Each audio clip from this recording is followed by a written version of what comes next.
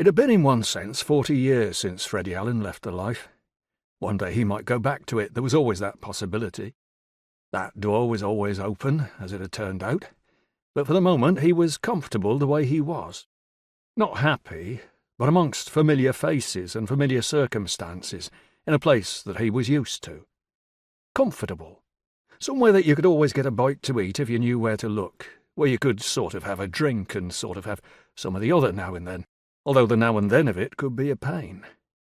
But there was always billiards up the billiard hall, and there was nothing Freddie loved more than he loved to watch a cracking game of billiards.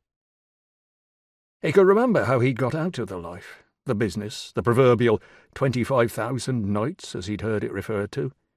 Far as Freddie was concerned, it might have happened yesterday. He'd been under the arches down Foot Meadow, sleeping out the way he did back then, when he'd been woke up sudden.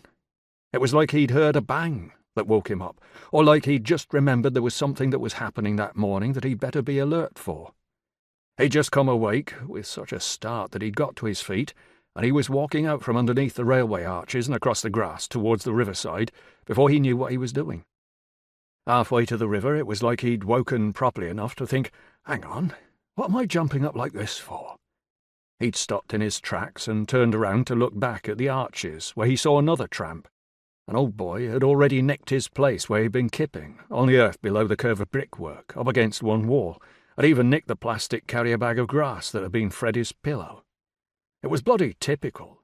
He'd walked back a few steps towards the archway so that he could see just who the bugger was, so that he'd know him later. It had taken Fred a minute before he could recognise the nasty-looking piece of work, but once he had, he knew he'd never get his spot back now. There was no point in even trying. He'd been moved on, and he'd have to just get used to it.